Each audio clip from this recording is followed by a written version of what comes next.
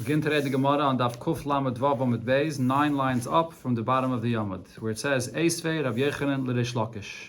So the Gemara is discussing the concept of kinyan peiros. When a person only has ownership on a property, only the fruits of it, only the usage of it, not the body of the property itself. The case was, it began with the Mishnah where it says a father that gives away to his children the property and he keeps for himself the peiros.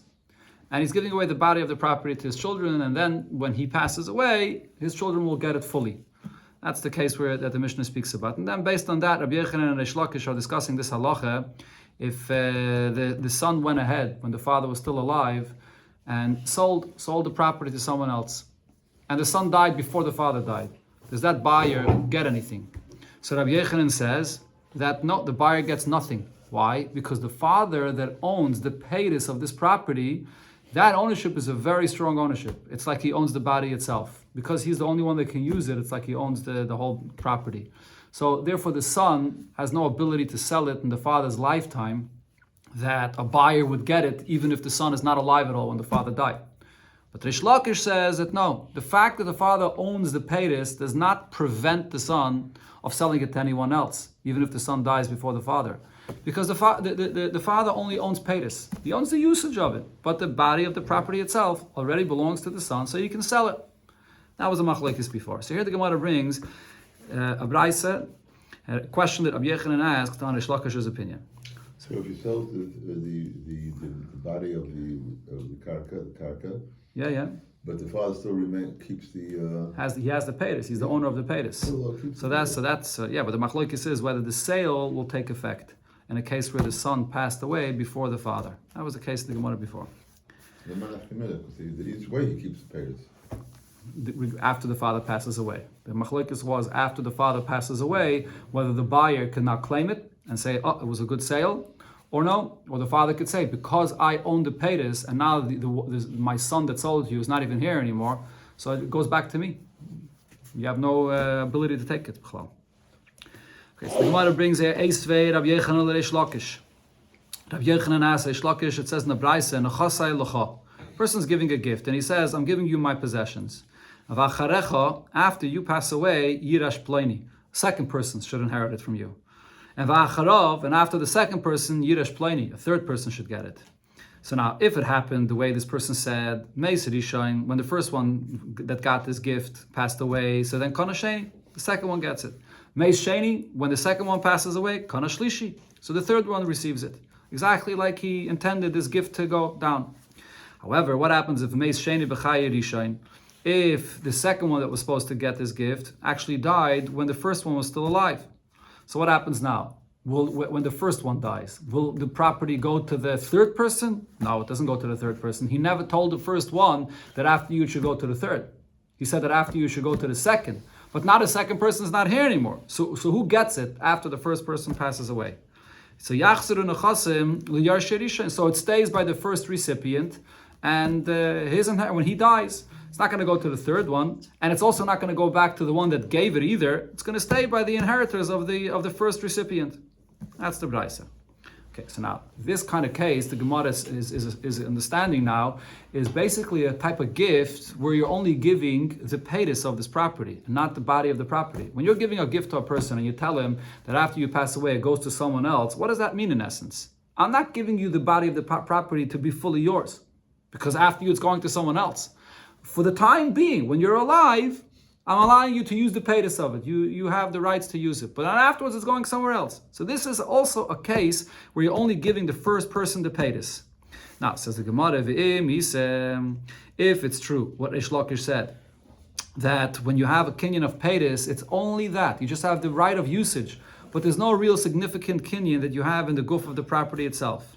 If so, if in this case that the brayse is speaking about, when the second one died before the first, and now you can't give it to the third anymore. So, but why does it stay by the first recipient? It should go back to the giver. It shouldn't remain by the first person, the first recipient. The first recipient only has the peiros of it. He doesn't really have a real ownership in this at all. So why should it remain by him when he passes away? It can't go to the third person because the third person only gets it through the second. and the second is not alive anymore. On the other hand, though, there's no reason it should stay by him because he was only given the paytas. He was not given more than the paytas. But so now after he passes away, it should go back to the first owner. There's no reason why it shouldn't go back to the first person. But Rabbi Yechanan, though, the way Rabbi Yechanan understands this is that it must be that the first recipient, when he gets it, because he's getting paytas, the acquisition that he has on the paytas is significant, like he owns the body of the karka itself.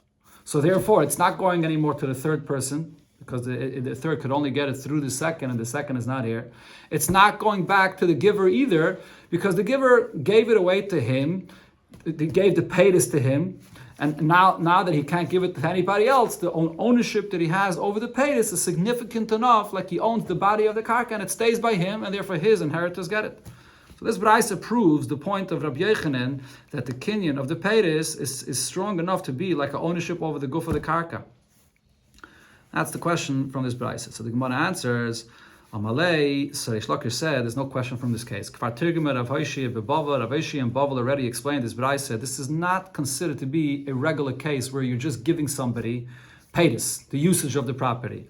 So it's already explained in Bavel, acharecha, when you give a gift and you use this term of acharecha shani, that's completely different. And the Gemara brings another source, V'chein Rami bar Rabbi bar Rav Huna kamei de Rav Evamar, and he said acharecha shani. Acharecha is different. What does acharecha different mean? So the Rashbam explains, when you give someone a gift only paytas, then there could be a discussion, what's the significance of that ownership of paytas? When you tell someone acharecha, you're not just giving him a gift of paytas. You're giving him, acharecha could mean something else. Acharecha means I'm giving you this entirely. Elamai, I'm putting a condition that if there's anything left when you pass away from it, it should go to a second person. But while the first recipient is alive, he owns the karka completely, the paytas, the guf, the whole entire thing. Acharecha means if there's left anything after you die, then it'll go to someone else. So this is not a case of kinyan paytas at all. Okay, so now the Gemara asks, though, this exact case that we spoke about here, Tanya, in another brayso we learned that in such a case where it went to one person, then he said it should go to a second, and then to a third, and the second passed away in the lifetime of the first.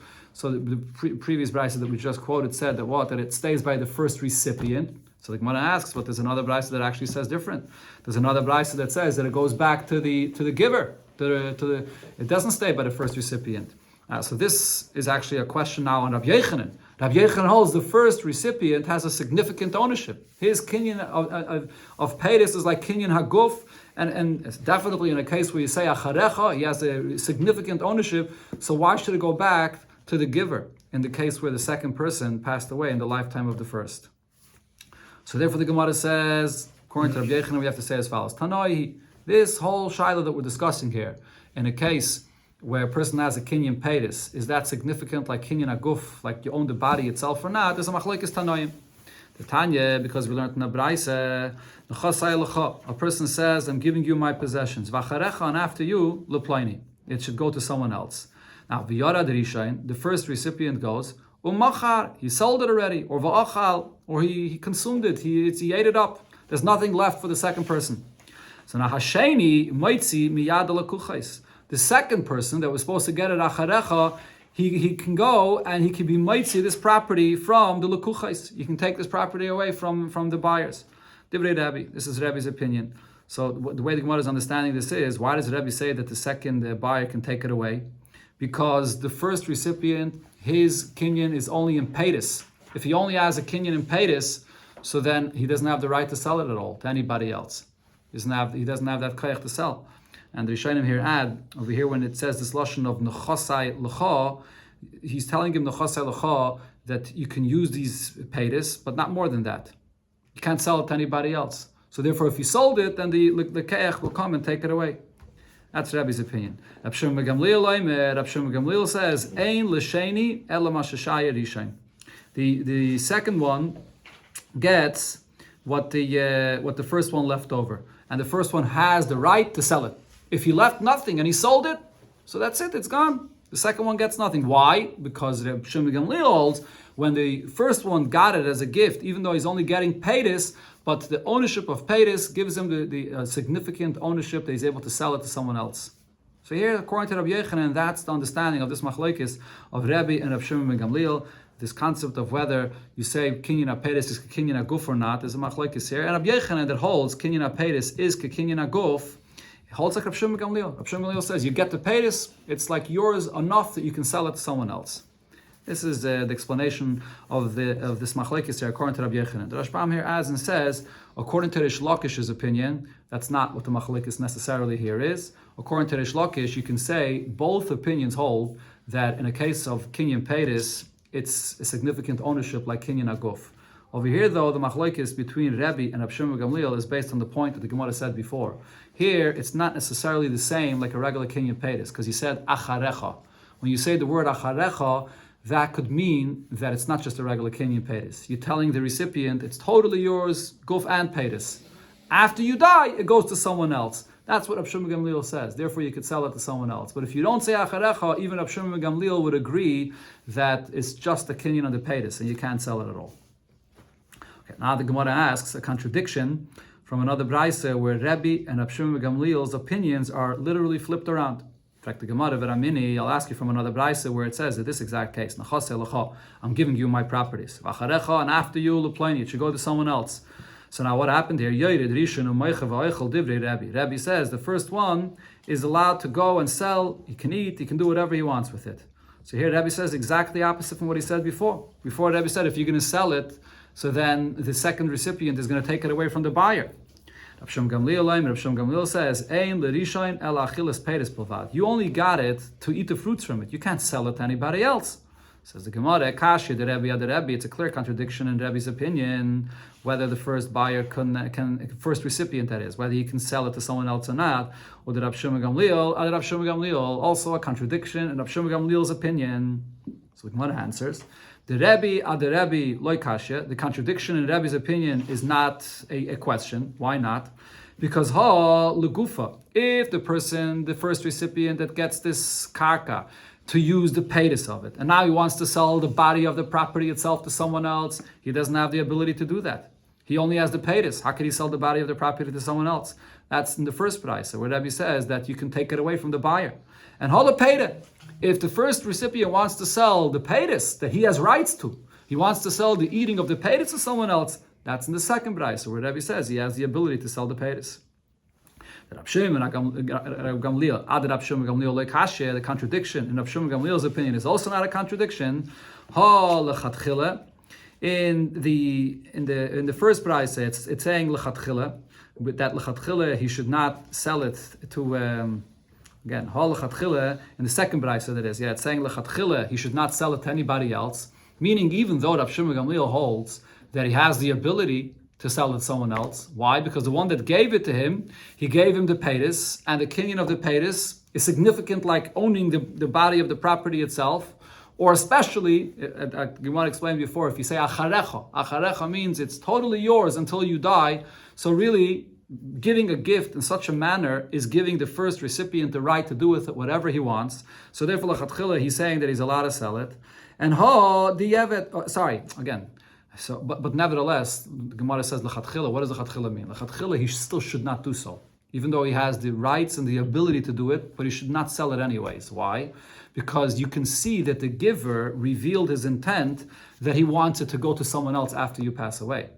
So even though he gave it to you in such a manner that he gave you the rights and he's not stopping you of selling it, but he did reveal his interest that he wants it to go to someone else. So therefore, in the second brayse, Rav Shimon Gamliel is saying, l'chatchila, don't sell it to someone else, even though you have that right.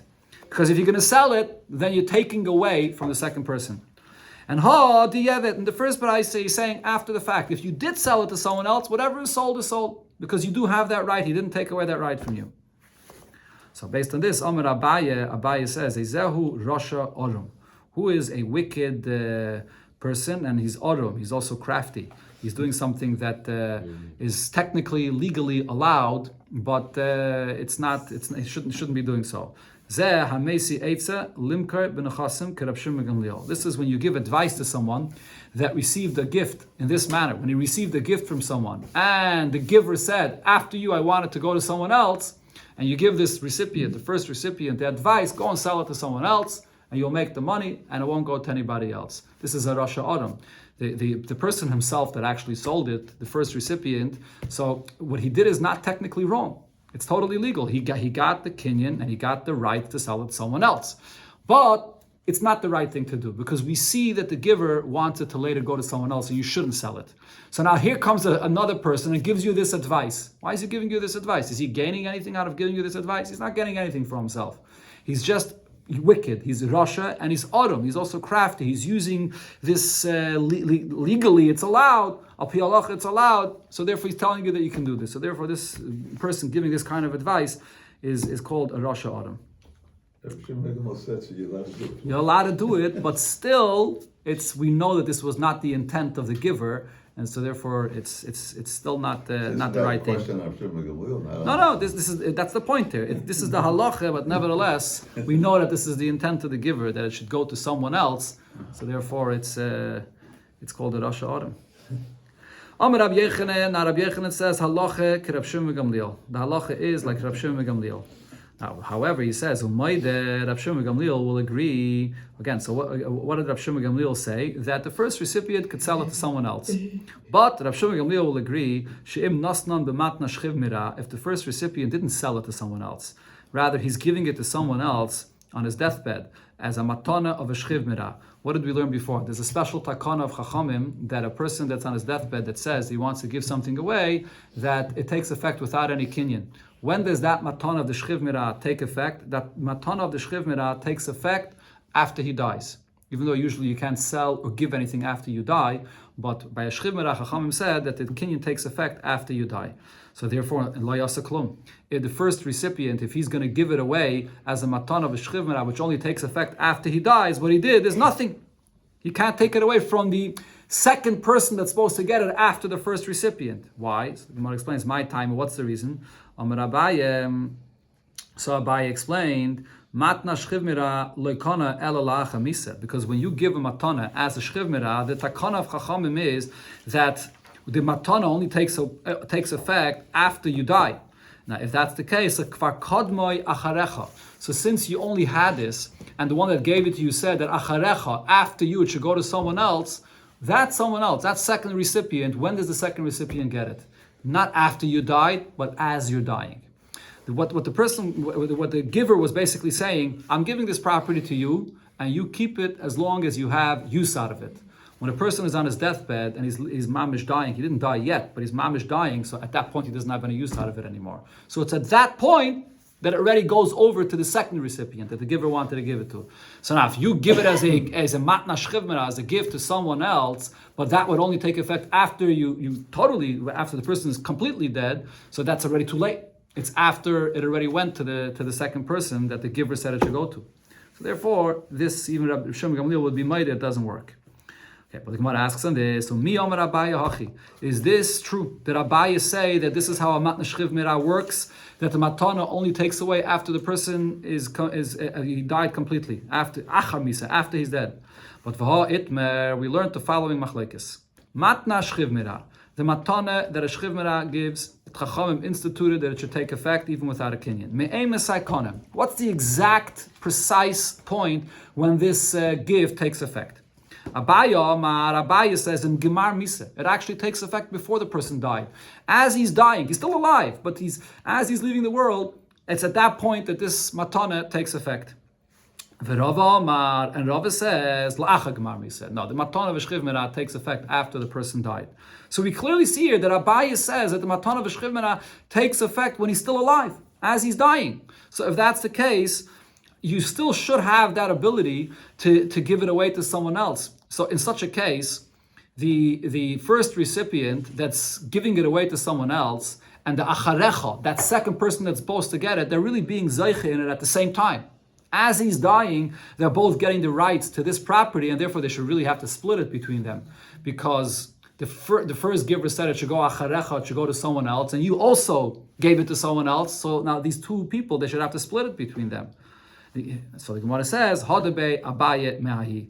Abaye actually had charata, he retracted from his opinion that he said that by the matana of a shchiv mira, it takes effect as you're dying, meaning when the person is still alive. Abaye agreed to Rava that a matana of a shchiv mira only takes effect la'acha misa, after the person is already died completely. So the Gemara, this is in order to answer here the contradiction in what Abaye said before. So the Gemara asks, how do you know that we should say, to answer this contradiction in Abaye's opinion, that he retracted what he said regarding how the matana of Shchiv Mirah works? Maybe he retracted from what he said before, that Rav Shimon ben Gamliel would agree that in the case of matana of Shchiv Mirah, maybe he retracted from that, in order that there shouldn't be a contradiction here. So the Gemara says, no, that's not logical to say.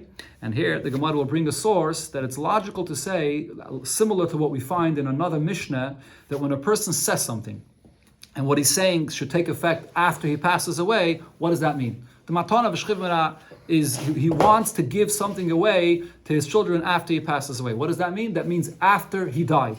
Not when he's alive, as he's dying. It means after he died. Where do we see this? Because we learned in the Mishnah regarding a get, a similar kind of halacha. Ze giteich in mati. A person says to his wife, here, this is your get if I die. Or ze giteich mechayli ze. This is your get if I die from this illness. Ze giteich la'acha misa. This is your get after I pass away. Lo yom haklum. He has said nothing. Why has he said nothing? Because he's basically saying the get should take effect after he dies. You can't give a get after the person's not alive. How could he give a get? So what do you see here in this Mishnah? When a person is saying any of these expressions, it doesn't mean that he wants the get to take effect as he's dying, what the Gemara calls im gemar misa, as he's dying, because then he's still alive. He's still technically alive, and then the get will take effect. Elamai, he meant to say that the get should take effect after he's dead, and therefore it can't take effect. So the same thing, Abaye, when he was speaking about the matana of Shchiv Mirah, it's logical that we compare it to this case of the Mishnah here, that Abaye holds that by a matana of Shchiv Mirah, a person wants to give a gift to his children after he passes away. When does that gift begin? After the person died completely. Rab Zeire said, Rab Yechanan, the name of Rab Yechanan, halacha Rab Shimon ben Gamliel. We paskin like Rab Shimon ben Gamliel, and again we're talking here about a case where a person receives a gift, and the giver says, acharecha, after you, it should go to someone else. And Rav Shimon Gamliel says the first recipient has the right to sell it, and then the second person will get nothing. So he said, Allah is like Rav Shimon Gamliel, va'afilu haya ben avadim, even amongst those possessions that he got from the giver, there were slaves. This is a Evet Kanani. Then v'haitzion l'chayres, and you free them. Once you free them, so now they become free. What happens to Evet Kanani that becomes free? Becomes like a regular yid, and then the second recipient will get nothing from it. So the Gemara asks Pshita, it's obvious. Why would I think that this is any different than what Rav Shimon Gamliel said, that the first recipient has the right to sell, to do whatever he wants, and then the second recipient receives nothing? Why would this detail of an Evet be any different? So the Gemara answers, Ma'od Teime, because I would think to say that Amalei, the giver can say, or the Bach has Motzi Amalei, he could tell him, L'meved Yisura lo yavinu lach. Yes, I gave it to you, and I used this term Acharecha, or because Kinyan Aperes Kinyan Agof, and he says, Nechasai lach, I'm giving it to you, and I'm giving you the right to eat, to sell, to do whatever you want. But that did not include to do something which is a Isser. To free a Evet Kanani is a Isser. You over on a mitzvah saseh, because it says regarding Evet Kanani, Lo oilam behem tavaidu, that you should keep them slaves forever, and you're never allowed to free them. So maybe here would not take effect. Kamash malam, therefore you have to say that even in this case, we pass on Rab Shimon ben Gamliel that you can do with it whatever you want, even to do something which is a Isser. Rav Yosef, Rav Yechanan. Rav Yosef said in the name of Rav Yechanan, halacha Rab Shimon ben Gamliel, we pass like Rab Shimon ben Gamliel, v'afila asan tachrichem lemeis. And even if you got from the giver garments, and you turn those garments into shrouds, tachrichem, you could also do that, and now the second recipient will have nothing from it. He won't be able to use it at all. So again, the Gemara explains, Pshita, isn't this obvious? Rav Shimon Gamliel says the first recipient can do whatever he wants. Answers the Gemara, I would think to say, L'shavyinu isure hana lo yavilach. When I gave you this gift, these possessions and these garments or these material, I gave it to you so that people should have benefit from this. I wanted people to be able to use it in their lifetime. You should use it when you're alive. After you, someone else should use it. But to take the garments or whatever material I gave and to turn it into tachrichim, and tachrichim, the halacha of tachrichim is that it's asaba no, it's not allowed to be used for any living people. So maybe with this it's understood that he didn't want this. Kamash Malon, therefore, Rav Yosef is saying in the name of Rav Yechanan, you can do whatever you want with it, even to turn it into tachrichim. This is b'diavad, right? Huh? This is all b'diavad? Based on what we said before, this is b'diavad because really the giver revealed his intent that he wants it to go to someone else. Yeah. Darash Rav Nachman bar Rav Chisda darshan in connection to what we learned there. here the Gemara will talk about the esrig. What happens if you receive an esrig as a gift from someone with this kind of condition? Esrig zeh nosen l'cha b'matana. I'm giving you this esrig as a gift. After you are done with it, leplaini, it goes to someone else. This exact kind of gift that we're talking about over here. So now, not loy rishain v'yatzabai. The first one is taking the esrig to do the mitzvah with it. Is the first one going to be yaitza the mitzvah? One of the basic conditions of an esrig is that you have to have ownership over it. Lekachtem lochem has to be yours. So now you have this gift, but it's not completely yours. You only have it, and after you, it goes to someone else. So is it yours enough to be yaitza with it or not? Says the Gemara, this is going to be based on the argument of Rabbi and Rab Shimon Gamliel. Rabbi that says that you only own the peiros, you have the usage of it, but it's not really yours. You can't sell it to anybody else, you can't eat it, so then you can't be yaitza the mitzvah with it either, because it's not really fully yours. It has to be fully yours. Rab Shimon Gamliel, though, that said that you could sell it to someone else, so therefore that means that it is fully yours, so you could do the mitzvah with it. Rav Nachman bar Yitzchak asks on this, how could you say that the case with the esrik to do the mitzvah is based on the machlokes of Rabbi and Rab Shimon Gamliel?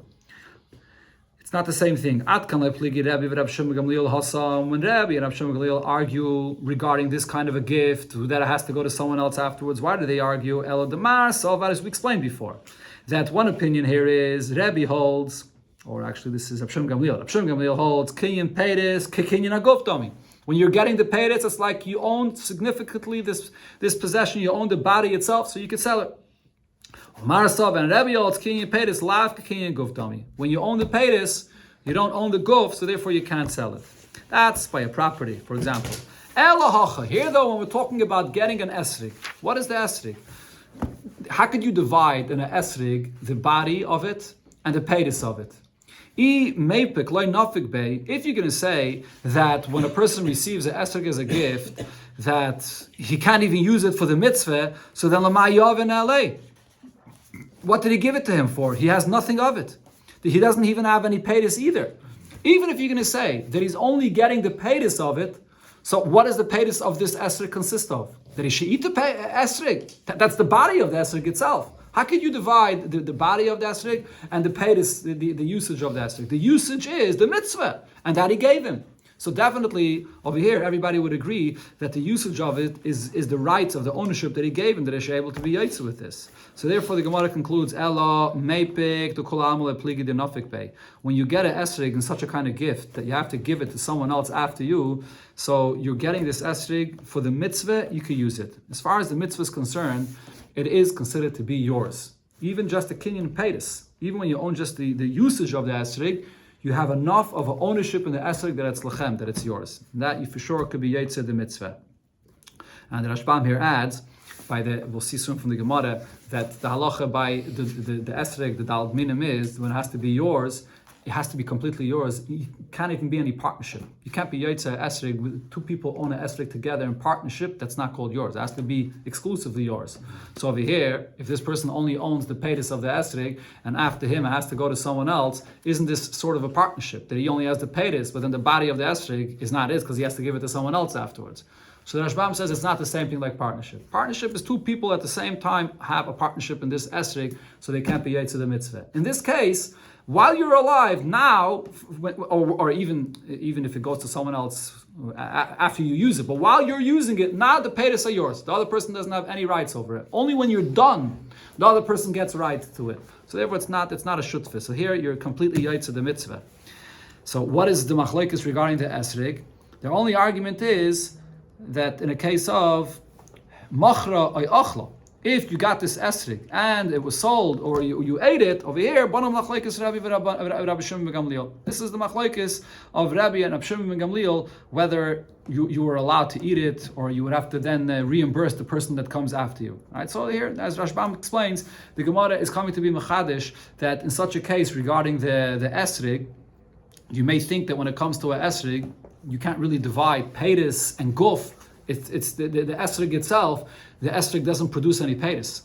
So there is just one esrig. So what is the peiros regarding this esrig? So you would think that everybody would agree that when you get an esrig, you're getting the whole esrig to use for yourself and to keep and do with it whatever you want. So therefore, no, it's coming to say that there is peiros by an esrig. What's the paytas of an esrog? The mitzvah, to do the mitzvah with it.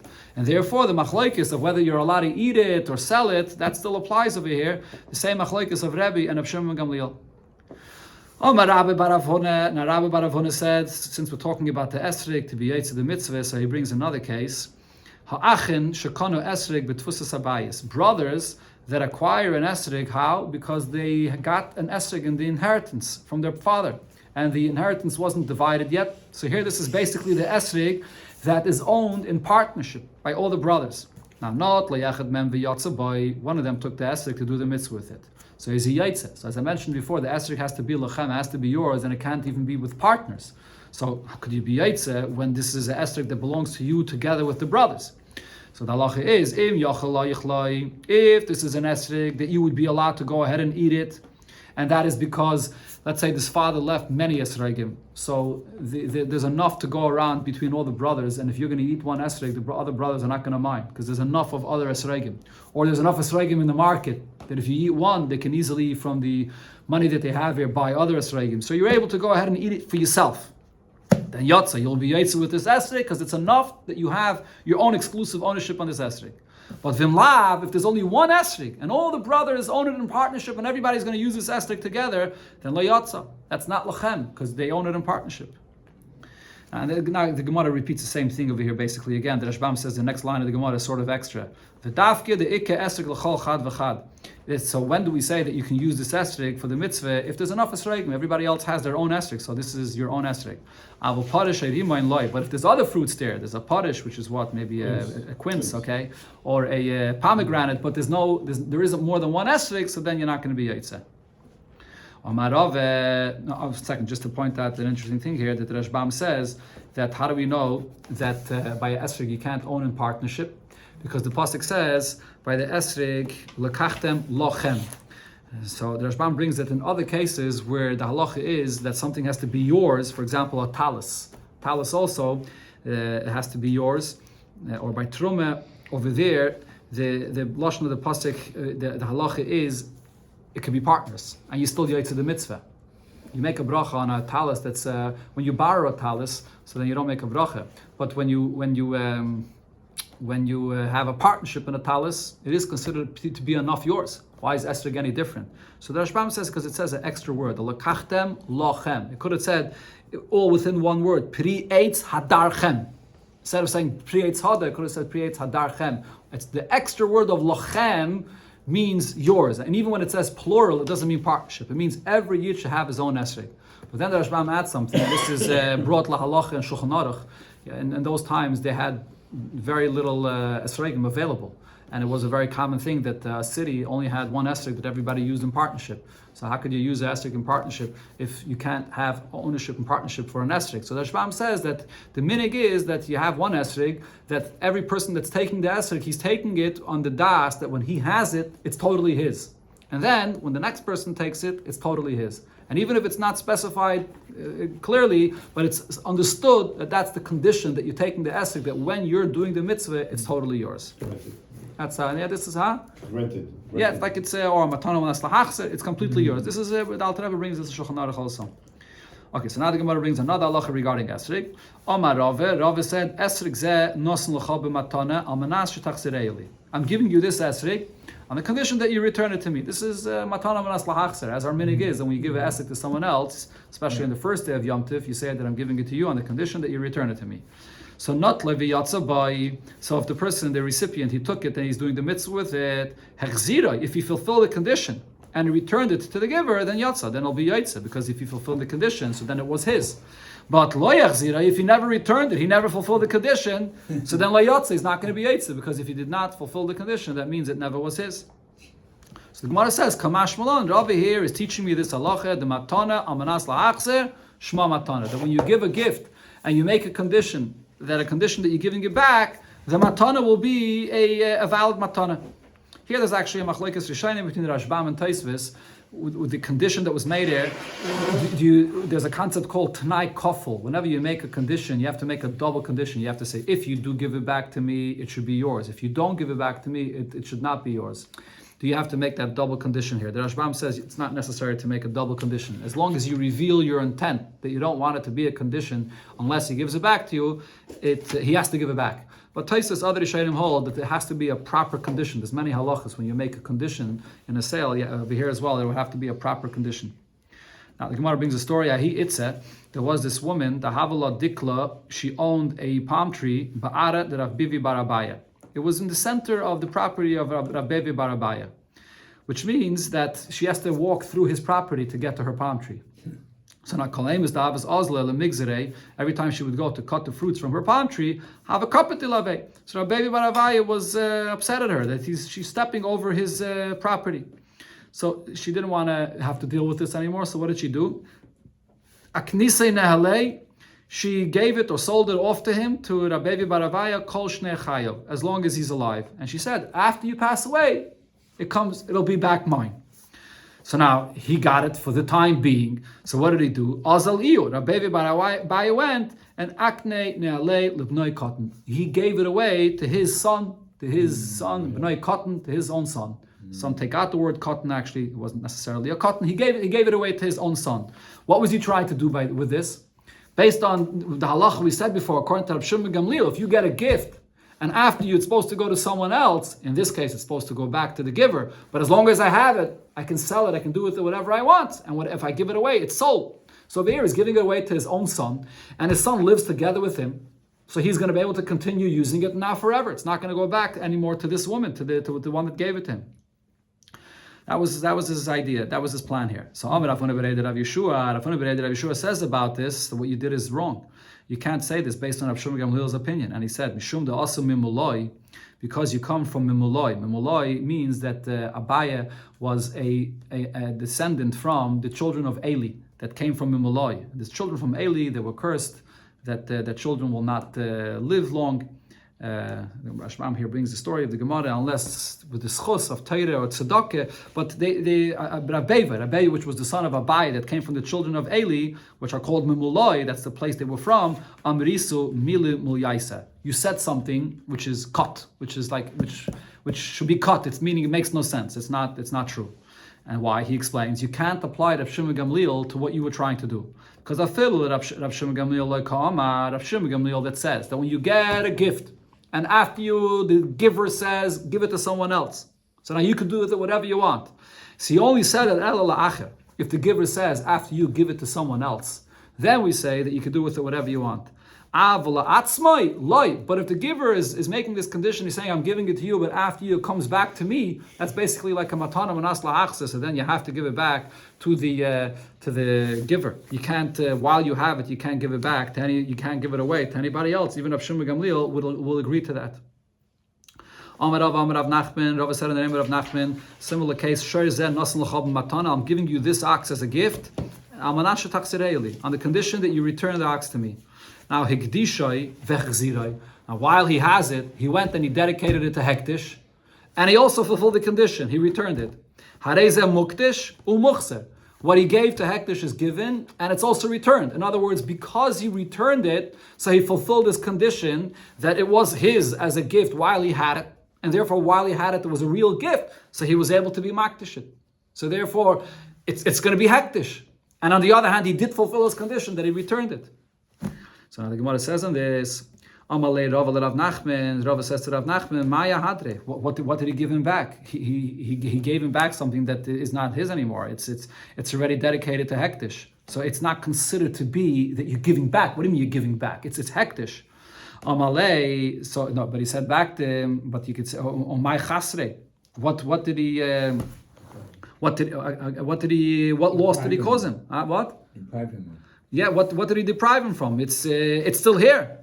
So therefore, there's a svara here that goes both ways. In such a case where you got something and you're supposed to return it, and you're technically returning it, but it's already hektish. It's not something that you're really returning. So the Gemara says, is this considered to be that you returned it? Do you fulfill your condition or not? So the Gemara brings that it depends what the language we used here was. Elam Ravashi says, Chazinon, we have to look and see what exactly was said here. What was the condition? If the giver says, Almanasha Tachsireyu, on condition that you return it. So he did return it, even though he gave it to Hektish, but he returned it.